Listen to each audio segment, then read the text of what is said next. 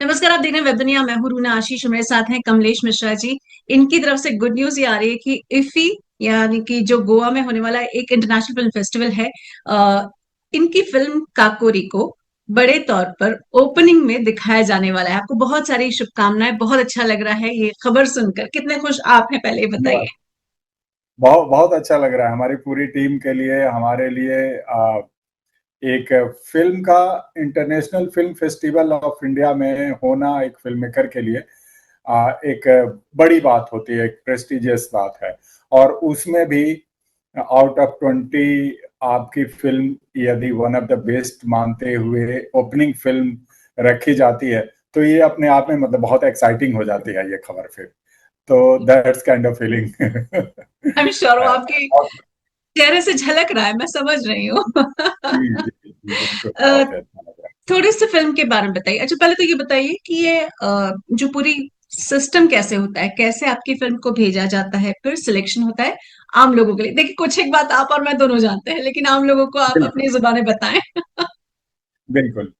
आ, जो international film festival of India की entry मंगाई जाती है, और ये मेरा ख्याल है अप्रैल अगस्त में के आसपास, अगस्त, और हाँ, अगस्त में एंट्री मंगाई जाती है। और उसके दो सेक्शन होते हैं, एक इंडियन पैनोरमा फीचर और इंडियन पैनोरमा नॉन फीचर। तो नॉन फीचर में हमारी फिल्म थी। नॉन फीचर में होता है कि आप जितनी एंट्री आती है उसकी एक 7 लोगों की एक जूरी होती है।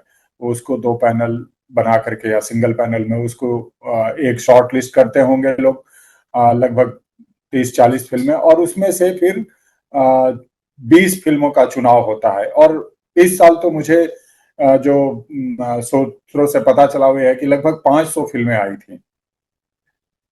500 नॉन फीचर की फिल्में आई थी। उसमें से जूरी ने पहले 40 शॉर्टलिस्ट किया, और उसमें से फिर 20 शॉर्टलिस्ट किया, और तब वो 20 में एक फिल्म जो है वो ओपनिंग फिल्म का चुनाव होता है। तो इस तरह से तो चुनाव हुआ। तो ये तो आपके एक सवाल का जवाब हुआ। अब काकोरी जो मेरी फिल्म है वो है क्या। काकोरी एक स्थान है लखनऊ के पास, और यहाँ पर आज से 100 साल पहले 1925 में क्रांतिकारियों ने, राम प्रसाद बिस्मिल, अशफाक उल्ला खान, रोशन सिंह, राजेंद्र नाथ लाहिड़ी, चंद्रशेखर आजाद, और इसके साथ साथ लगभग 20-25 और क्रांतिकारियों ने प्लानिंग करके प्रॉपर, और एक रिवोल्यूशनरी एक्शन के लिए उनको पैसे चाहिए थे, तो उन्होंने अंग्रेजों का खजाना लूट लिया। और ये पहली बार हुआ हिंदुस्तान में कि हिंदुस्तानियों ने अपना पैसा अंग्रेजों से छीन लिया। अंग्रेज अंग्रेज चिढ़ गए इस बात से। जाहिर सी बात है कि उनके तंत्र मजबूत थे, उन्होंने धरपकड़ शुरू की, और फिर साल भर के अंदर जो प्रमुख क्रांतिकारी थे उनको गिरफ्तार कर लिया। अब उनकी अदालत थी, उनकी पुलिस थी, मुकदमा चला, और उनमें से 4 क्रांतिकारियों को, अशफाकुल्ला खान, रोशन सिंह, और जो लीडिंग थे राम प्रसाद बिस्मिल और राजेंद्र नाथ लाहिड़ी, इनको फांसी की सजा सुना दी गई। संयोग से ये 3 नाम जो हैं, राम प्रसाद बिस्मिल, अशफाकुल्ला खान, रोशन सिंह, ये लखनऊ के एक शहर शाहजहांपुर और उसके आसपास से हैं। और बाकी क्रांतिकारी अलग अलग जगहों से थे। तो 19 दिसंबर 18 दिसंबर को राजेंद्र नाथ लाहिड़ी को फांसी दे दी गई, क्योंकि अंग्रेजों को डर था कि कहीं चंद्रशेखर आजाद हमला करके जेल में और राजेंद्र नाथ लाहिड़ी को छुड़ा न ले। क्योंकि चंद्रशेखर ने तो कहा था कि मैं कभी अंग्रेजों के हाथ पकड़ा नहीं जाऊंगा, और वो पकड़े नहीं गए। तो बाकी जो पकड़े गए उनमें राजेंद्र नाथ लाहिड़ी को छुड़ा लेने का षड्यंत्र, ऐसा मतलब कि अंग्रेज सोच रहे थे कि राजेंद्र चंद्रशेखर आजाद कर सकते हैं हमला। तो उनको एक दिन पहले 18 दिसंबर को फांसी दे दी गई, और 19 दिसंबर 2027 को इन 3 क्रांतिकारियों को अलग अलग जेलों में फांसी दे दी गई। तो इस घटना के 100 साल हो रहे हैं। 1925 से आज हम बैठे हैं 2025 में। तो इस पे एक ये हमारी 31 मिनट की डॉकू ड्रामा फॉर्म में फिल्म है। बहुत बड़ी घटना थी और बहुत बड़ा कैनवास, आप समझ सकते हैं, एक हिस्टोरिकल पीरियड फिल्म है। तो बिल्कुल। उसको रिक्रिएट करना पूरा तो एक शॉर्ट मतलब कि डॉक्यूमेंट ड्रामा के रूप में थोड़ा कठिन कार्य था, लेकिन हमने ग्राफिकल और फिर कुछ रिक्रिएशन इसकी कॉम्बिनेशन के साथ ही ये फिल्म हमने बनाई। और फिल्म बेहतर लगी हमें भी, जब बना करके एक बार लगी कि बहुत अच्छी है, तो हमने फिर एंट्री भेजी और थोड़ा विश्वास था कि चयन तो होगा ही, ओपनिंग फिल्म हो जाएगी इसकी। मतलब कामना तो कौन नहीं करता है, कौन नहीं करेगा। कामना थी और आई खबर तो हमारे लिए बहुत एक्साइटिंग हो गई। अच्छा, ये सब्जेक्ट जो है, ये चुनने के पीछे क्या कारण रहा? पर्सनल और कारण। सबसे बड़ी बात कि पिछले मतलब कि आप कुछ सालों से देख रहे होंगे, तो देश में एक जो ये है कि हम मतलब कि फॉरगेटन हीरोज को ना याद करने का एक क्रम चल रहा है। That's a good thing. Kakori rail action history जो पढ़े हैं उनको पता है, लेकिन आमतौर पे काकोरी की बात करें तो लोगों को याद दिलाना पड़ जाए शायद।